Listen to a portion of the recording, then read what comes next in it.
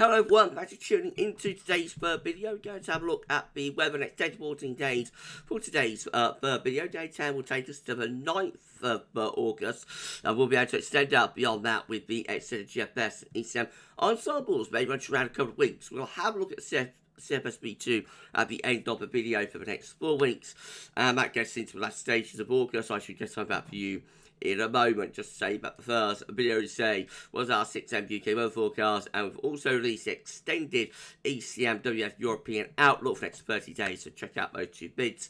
If you'd like to do that, like, share and subscribe on all of today's videos and content. Thank you so much everyone for doing that. I'm still down with the lurgy today, still not feeling very well, so you know, I hope you hear me okay, but I don't feel like the voice is going to go though like it did on Sunday, so hopefully, you know, next day or so things will be getting better. Anyway, let's have a look at the central temperature. The CT is currently sitting at 16 degrees, 16.0. That is 0.1 degree above the 61 to 99 average provisional to yesterday, 29th of July. I think that's going to finish might not be 16.5, it might finish up around 16.3, just very slightly above 61 to 90 average there. We'll know in a couple of days. These are the 500 millibar high dominant flow charts, Penn State University. Oh, sorry, everybody. We've got the ECM WF on the top and the GFS, which we'll have a look at in a moment, down here on the bottom. So 500 millibars, 18,000 feet, is an area in the atmosphere. High pressure and low pressure are being moved around by the jet stream running above. Red and orange extrapolates to above average heights, which is high pressure. Blue to below average heights, which is low pressure. You can see that in a 7 to 10 day time frame, got a deep area of low pressure between Scotland and Iceland, bringing in a westerly flow, looking unsettled in the 7 to 10 day time frame there with the ECM. And the GFS is virtually identical as well, with below average heights, low pressure over and to west UK and Ireland. We bring the wind in from off the Atlantic in a westerly direction, again looking unsettled. Interestingly, both of them also has quite a significant amount of northern blocking up here, which is somewhat unusual for the time of the year. You see that the GFS has that, and so too does the ECM. Perhaps not quite to the same extent, but the upshot is December jet stream southwards, so not only unsettled, but also cooler with that northern blocking as well. These are the GFS upper air temperature and precipitation ensembles the next couple of weeks. We've got London today. Red line is the 30-year upper air temperature average for London, starting off above average at the moment. Of course, having a little bit of a heat wave. We see a gradual decline in the upper air temperatures through to the start of August, and that carries us on through the first week into the second week of August, where we look much more closer to long-term averages. So a cooling trend, and also a trend to more unsettled weather. There'll be a lot of dry weather in the next couple of days, but then will gradually turn more unsettled as we move through the first week of August in particular. Temperature anomalies on the 30th of July, 7th of August, a bit above average. Precipitation anomalies from the 30th of July, 7th of August, drier than average in the south and a bit wetter than average in the northwest. The latest wind from that from nullschool.net shows that high pressure is dominating the weather today, hence we are high, dry and hot. That high pressure will be breaking down by the end of the week. So this is the latest UK Met Euro run for midnight on Friday. The high pressure breaking down, low pressure started to head in from off the Atlantic, and an increasingly unsettled look to the UK Met through the weekend into next week. Low pressure bringing bouts of rain in from the west and from the southwest. Should be quite warm still. Winds coming up from the southwest, but will be pretty unsettled. This is how the Icon run is looking. Again, low pressure breaking down the ridge in the Atlantic, or from the Atlantic at the end of the week into the weekend. And next week, low pressure keeps on coming, bringing further spells of rain in with it, and also quite cool temperatures as well, especially so to the north and the west. The KMA run, all much of a muchness for the end of the week and into weekend, will start of next week with low pressure heading in from off the Atlantic, bringing plenty of unsettled weather at times. means rather cool and showery conditions carry on up to the 11th of August with the KMA. GFS midnight run again breaks down the ridge at the end of the week into the weekend, and next week low pressure heading in from off the Atlantic, bringing spells of rain, all much of a muchness compared to what we've seen in model output over the last few days. Looks quite a changeable first half to August.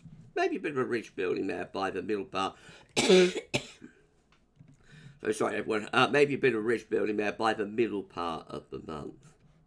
And that could turn it dry and warm for a few days. Remember GFS 6 there, once more pushing low pressure through at the weekend and into next week as well. Quite a deep low to the west, northwest of Scotland with further bouts of rain to come. Up to day 10 and beyond it, low pressure keeps on coming. More showery conditions on the way. Try and build up a little bit of a transient ridge there around the 11th of August. That's soon pushed aside, and further low pressure bringing changeable conditions up to mid-month. If you enjoyed the video, please do like, share and subscribe. Thanks so much everyone for doing that. Drop a comment, let us know what you think about this and all of our videos and content, and don't forget to tell your friends about GavsWeatherVids. Get them to subscribe to me. Thank you so much everyone for doing that. GM, again, bring the low pressure in from off the Atlantic at the end of the week and into the weekend. More bouts of rain and cooler temperatures to come. And that carries on into next week as well. Low pressure just keeps on coming up to day 10. So it's an unsettled, changeable outlook with the GM. And then the ECM once more breaks down the ridge as we get to the end of the week. And then has low pressure meandering in from off the Atlantic through the weekend into next week. Tries to build up a little bit of a ridge into the south around days 9 and 10, but nothing much coming from that. Low pressure just carries on heading in from off the Atlantic. This is a precipitation forecast based on the ECM run from Tibetio.com. So this is the risk of some thundery downpours to come. So tomorrow the risk of both downpours in the far southern part of the country. And then a little bit more widespread across England and Wales as we get through into Thursday. Yeah, it doesn't look a classic thundery breakdown, but I have to say we will probably do storm watch tomorrow, but it looks quite muted this. Once again, we do seem to struggle to, get like a classic sort of thundery breakdown going these days. So there will be some thundering downpours around tomorrow and particularly on Thursday, but it doesn't look a classic thundering outbreak, but we'll probably do storm watch tomorrow anyway.